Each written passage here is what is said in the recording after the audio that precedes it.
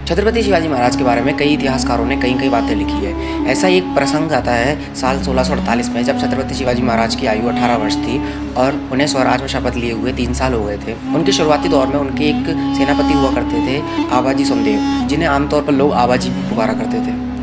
आबाजी एक बहुत महान सेनानी थे और शिवाजी के काफ़ी करीबी थे, क्योंकि वो उनके बचपन के मित्र थे। आबाजी ने शिवाजी के साथ मिलकर काफ़ी लड़ाइयाँ लड़ी और जीती, और इसी 20 साल 1648 में आबाजी ने छत्रपति शिवाजी महाराज के नेतृत्व में थाना प्रांत को मलेच्चों से आज़ाद कराने की योजना बनाई, और उन्होंने थाना प्रांत के एक प्रमुख शहर कल्याण पर हमला कर दिया।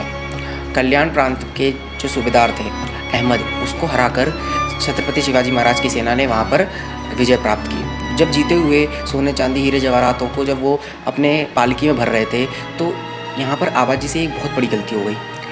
क्या आबाजी और उनके सहयोगी मोरोपंत पिंगले ने सूबेदार की बेटी को बंदी बना लिया और वह शिवाजी के पास ले गए।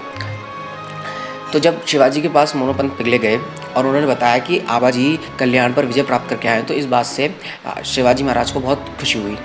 परंतु उनकी खुशी बिल्कुल ख़त्म हो गई जब मोरोपंत ने उनसे कहा कि आबाजी आपके लिए एक तोहफ़ा लेकर आए हैं, और तोहफे में वो एक स्त्री को देखते हैं, तो उससे वो बहुत गुस्सा हो जाते हैं। और उस मुस्लिम महिला को देखकर छत्रपति शिवाजी महाराज उर्दू में ये बोलते हैं कि माँ, शिवा अपने सेनापति की इस नामकुल हरकत पर आपसे माफ़ी मांगते हैं, और वह उन्हें सुसम्मानित उनके घर वापस भेज देते हैं। फिर वो बाद में आबाजी को समझाते हैं कि प्रत्येक पराई स्त्री हमारी माँ समान है, हमें उनका सम्मान करना चाहिए, और वो कोई तोहफा देने का ज़रिया नहीं। बहुत से इतिहासकारों ने अपने हिसाब से इस प्रसंग को बताया है। कई इतिहासकार तो ये भी कहते हैं कि जब छत्रपति शिवाजी महाराज के सामने वो मुस्लिम महिला आई, तो उन्होंने उनसे ये कहा, अगर आप मेरी माँ होती तो मैं भी आपकी तरह सुंदर होता।